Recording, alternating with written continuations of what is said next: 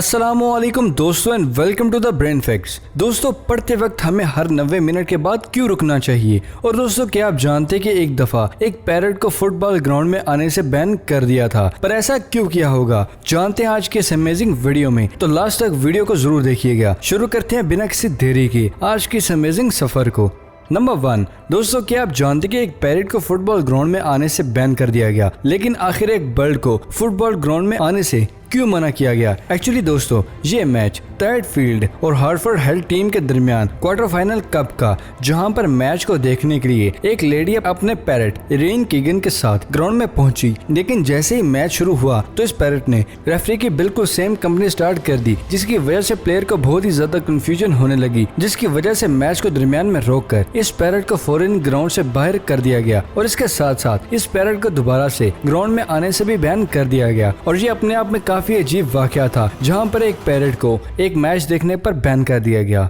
Number 2, पढ़ते वक्त हर 90 minute के बाद क्यों रुकना चाहिए? एक्चुअली आपने बहुत से आर्टिकल्स और वीडियोस देखी होंगी जिसमें यह बताया जाता है कि पढ़ते वक्त हर 90 मिनट के बाद हमें कुछ देर के लिए ब्रेक लेनी चाहिए। लेकिन ऐसा क्यों किया जाता है? तो दोस्तों, इस चीज़ को जानने के लिए हमें साल 2000 में जाना होगा, क्योंकि यूएसए में की गई रिसर्च से ये बात साफ जाहिर हुई है कि ह्यूमन ब्रेन का अटेंशन स्पैन 12 सेकंड का होता है। जहाँ पर ये ध्यान जरूर रखिएगा कि आपका अटेंशन स्पैन आपके फोकस स्पैन से पूरी तरह से अलग होता है। असल में हम जब भी किसी चीज पर फोकस करते हैं तो उस वक्त भी ह्यूमन ब्रेन अंदर ही अंदर बहुत सी चीजों को प्रोसेस कर रहा होता है। यानी कि जिस वक्त आप बहुत ही फोकस के साथ किसी भी चीज को पढ़ रहे होते हैं, आपका ब्रेन सबकॉन्शियसली अंदर ही अंदर काफी चीजों के बारे में सोच रहा होता है। और जब ये सोच आपके फोकस पर हावी होने लगती है तो हमें पढ़ते पढ़ते हमें फ्रेंड्स के पोस्ट या अलग अलग चीजें भी याद आने लगती हैं, और ये सब चीजें ह्यूमन फोकस स्पैन के अंदर आती हैं। तो दोस्तों, अटेंशन स्पैन की बात की जाए तो अटेंशन स्पैन का मतलब होता है कि ह्यूमन ब्रेन कॉन्शियसली और सबकॉन्शियसली एक ही चीज पर फोकस हो। और ह्यूमन ब्रेन का यही स्पैन साल 2012 में 12 सेकंड का था, और जब भी साल 2015 में दोबारा से रिसर्च की गई तो ह्यूमन ब्रेन का अटेंशन स्पैन 12 सेकंड से कम होकर 8.25 सेकंड का रह गया, जिसकी वजह हमारे गैजेट्स का ज्यादा इस्तेमाल करना और हमारी लाइफस्टाइल को बताया गया है। कुछ देर के लिए इस डेटा को साइड पर रखते हैं और बात करते हैं आखिर 90 मिनट का क्या चक्कर है। एक्चुअली दोस्तों, एक नॉर्मल ब्रेन हर सेकंड में 11 मिलियन बाइट्स इंफॉर्मेशन को प्रोसेस करता है, जिसके लिए उसको काफी एनर्जी की भी जरूरत होती है, जिसे ह्यूमन बॉडी से कंज्यूम करके लिया जाता है। और जैसे ही हम किसी भी चीज पर फोकस करते हैं तो सिचुएशन में ह्यूमन ब्रेन और ज्यादा क्वांटिटी में डाटा को प्रोसेस करता है। ज्यादा इंफॉर्मेशन को कम वक्त में स्टोर करने के लिए ब्रेन को और भी ज्यादा मिकदार में एनर्जी की जरूरत होती है, और इस एनर्जी को हमारी बॉडी से ही कंज्यूम करता है। और इस सिचुएशन में ह्यूमन बॉडी में दो प्रोसेस एक दूसरे के पैरेलल चल रहे होते हैं। पहला ह्यूमन बॉडी से फूड से एनर्जी को जनरेट और कन्वर्ट करना, और दूसरा उस एनर्जी को ब्रेन की मदद से कंज्यूम करना। और अब जैसे ही हम बहुत ज्यादा फोकस के साथ किसी भी चीज को पढ़ने लगते हैं तो ह्यूमन ब्रेन का एनर्जी कंजप्शन बहुत ज्यादा बढ़ जाता है। लेकिन on the other hand human body की एनर्जी क्वांटिटी सेम ही रहती है, जिसकी वजह से यही माना जाता है कि अप्रोक्सीमेटली हर 90 मिनट के बाद ब्रेन को उतनी एनर्जी नहीं मिल पाती जितनी एनर्जी उसको डेटा को प्रोसेस करते हुए रिक्वायर्ड होती है। और दोस्तों, यही सबसे बड़ी वजह है जिससे कहा जाता है कि हर 90 मिनट के बाद आपको कम से कम 20 मिनट का रेस्ट लेना चाहिए, जिससे ह्यूमन बॉडी दोबारा से एनर्जी को रिकवर कर लेते हैं। तो फाइनली अब आप 90 मिनट के चक्र को जान चुके हैं।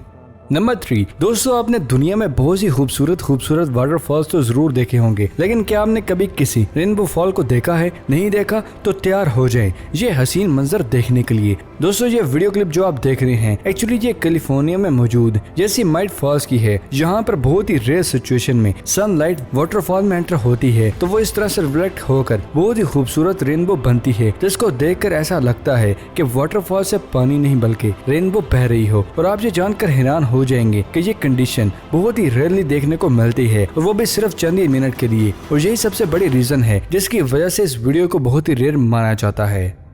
नंबर 4, क्या आप जानते हैं कि लेबनान कंट्री में लोगों ने कुछ ऐसा देखा जिसको देखकर वहां के लोगों के भी होश उड़ गए। एक्चुअली दोस्तों, उस कंट्री में रहने वाले एक फैमिली ने यह दावा किया कि उनकी डॉटर जब भी रोती है तो उसकी आंखों से आंसू नहीं बल्कि क्रिस्टल निकलता है, जैसा कि आप इस वीडियो में देख सकते हैं। और साल 2018 में गिजरमैन लेडी के साथ ऐसा भी हुआ। तो क्या ये पॉसिबल है? एक्चुअली दोस्तों, बहुत ही कम लोग ये जानते होंगे जिनको मालूम होगा कि इस दुनिया में क्रिस्टोनिसिस नाम का बहुत ही रेयर जेनेटिक डिसऑर्डर डिसऑर्डर मौजूद है। इस डिसऑर्डर की वजह से हमारी आंखों और किडनी में अमीनो एसिड अपने लिक्विड फॉर्म को छोड़कर क्रिस्टल फॉर्म में कन्वर्ट हो जाता है, जो कि इस तरह की आंखों से आंसू की फॉर्म में बाहर आने लगता है। और अमेजिंग बात यह भी है कि आज तक मेडिकल साइंस के पास इस डिसऑर्डर की कोई भी सॉलिड इंफॉर्मेशन मौजूद नहीं है, बल्कि इससे उलट बहुत से एक्सपर्ट का ऐसा कहना है कि ये लड़कियां मूंछ जोन सिंड्रोम का शिकार हैं। ये एक मेंटल डिसऑर्डर है जिसे कोई भी इंसान वो कोशिश करता है जिसके थ्रू वो सामने वाले इंसान को ये पैटर्न करवा सके कि वो बहुत ही रेयर मेडिकल कंडीशन में मुब्तला है। और इसकी वजह से एक्सपर्ट का ये भी कहना है कि ये लड़कियां खुद ही अपनी आंखों में क्रिस्टल को पहले से स्टोर करके रखती हैं और बाद में वो दुनिया को दिखाने के लिए क्रिस्टल के आंसू से रोती हैं।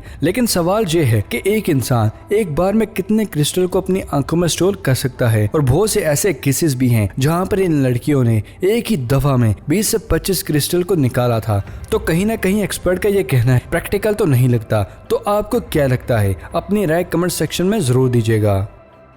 नंबर 5, क्या आप जानते हैं कि इस दुनिया में सिडर्स नाम का बहुत ही अमेजिंग इंसेक्ट भी मौजूद है जो अपनी हाई पिच सिंगिंग की वजह से बहुत ही फेमस है। असल में ये दुनिया का ऐसा इंसेक्ट है जो बहुत ही हाई पैच पर बहुत ही यूनिक साउंड को प्रोड्यूस करता है। और ये एक और चीज के लिए भी बहुत ही फेमस है और वो है एनिमल्स को बड़ा करना। नहीं समझे? तो चलिए आज मैं इस अमेजिंग इंसेक्ट के बारे में बता देता हूँ। एक्चुअली ये इंसेक्ट पूरी दुनिया का एक ऐसा इंसेक्ट है जो मीटिंग के लिए हाई पैच पर साउंड को प्रोड्यूस करता है और ह्यूमन ईयर पैच साउंड को प्रॉपर तरह से नहीं सुन सकता, इसलिए हमें इस इंसेक्ट की कभी प्रॉपर साउंड सुनाई नहीं देती। पर ऑन द अदर हैंड हमें जितनी भी इंसेक्ट की आवाज सुनाई देती है वो भी बहुत हमें परेशान करती हैं। और बहुत सी ऐसी सिचुएशन भी होती हैं जहां पर हाई पैच आवाजों को आसानी से सुनने वाले एनिमल्स जैसा कि डॉग्स जब भी इन इंसेक्ट को काफी करीब से सुनते हैं तो वो बड़े हो जाते हैं। ये तो बात हो गई इंसेक्ट की आवाज की। अब मेरा क्वेश्चन ये है कि आपने कभी इस इंसेक्ट की आवाज को सुना है? तो डोंट वरी, आपने इस चैनल को सब्सक्राइब किस लिए किया है? तो चलिए सुनते हैं इस अमेजिंग आवाज को।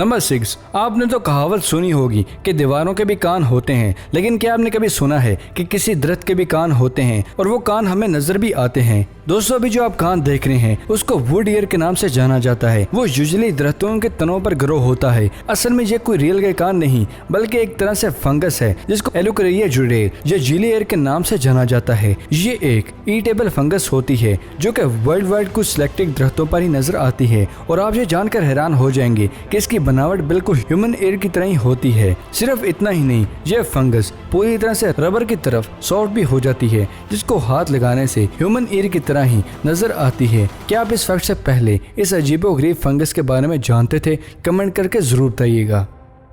नंबर 7, दोस्तों क्या आप जानते हैं कि इस दुनिया में एक ऐसा ऑक्टोपस भी मौजूद है जो अपना कलर भी चेंज कर लेता है और छुप भी जाता है। इस ऑक्टोपस का नाम ब्लू रिंग ऑक्टोपस है। और आप जो जानकर हैरान हो जाएंगे कि इस ऑक्टोपस को अपने आप में छुपाने में बहुत ही महारत हासिल है। दोस्तों इस ऑक्टोपस की बॉडी मसल कुछ इस तरह से ग्रो होती है तो ये अपनी मर्जी से उस मसल को शेयरिंग करके अपने साइज को काफी ज्यादा छोटा या बड़ा भी कर सकता है। और ये अपनी बॉडी की कलर और शेप को भी अपने आसपास मौजूद ऑब्जेक्ट के अकॉर्डिंग चेंज कर सकता है। और मोस्ट इम्पोर्टेंट ये अपने अंदर बहुत ही जहरीला पॉइजन भी कैरी करता है जिसकी वजह से इसको बहुत ही खतरनाक माना जाता है। तो नेक्स्ट टाइम अगर आप डीप सी में जाएं तो इस बात का ख्याल जरूर रखिएगा कि समंदर बहुत ही अलग है। नंबर 8, दोस्तों इस सीरीज में मैंने आपको बहुत ही अमेजिंग आर्टिस्ट को दिखाए हैं। तो इसी इफेक्ट में मैं आज आपको एक ऐसा आर्टिस्ट दिखाने वाला हूं जो अपनी आर्ट को किसी ब्रश से नहीं बल्कि सनलाइट का यूज करते हुए बनाता है। ये मिकाइल पापाडिकस जो कि कैलिफोर्निया के एक बहुत ही ब्रिलियंट आर्टिस्ट हैं। ये रिफ्लेक्शन और फ्रैक्शन टेक्नोलॉजी का यूज करते हुए सनलाइट को मिरर से रिफ्लेक्ट करके अपने कैनवस पर फोकस करते हैं। तो ये बहुत ही खूबसूरत आर्ट को चंद घंटों में बनाकर तैयार करते हैं। ये इस पैटर्न को फॉलो करते हुए इतनी खूबसूरत आर्ट्स को बनाते हैं जिनके बारे में सोचना भी नामुमकिन होता है। और यही वो वजह है जिसकी वजह से इनको बहुत से अवार्ड से भी नवाजा गया है। तो ये आर्टिस्ट और ये आर्ट अपने आप में अमेजिंग जरूर है। तो दोस्तों ये थी आज की अमेजिंग वीडियो पसंद आने की सूरत में से लाइक करें। अगर अभी तक आपने हमारे चैनल को सब्सक्राइब नहीं किया तो जल्दी से जाकर उसे भी सब्सक्राइब करें और साथ मौजूद बेल आइकन को दबाकर ऑल नोटिफिकेशन पर क्लिक करना मत भूलिएगा। तो फिलहाल के लिए इजाज़त, अगली वीडियो में मिलते हैं। शुक्रिया, अल्लाह हाफिज़ दोस्तों।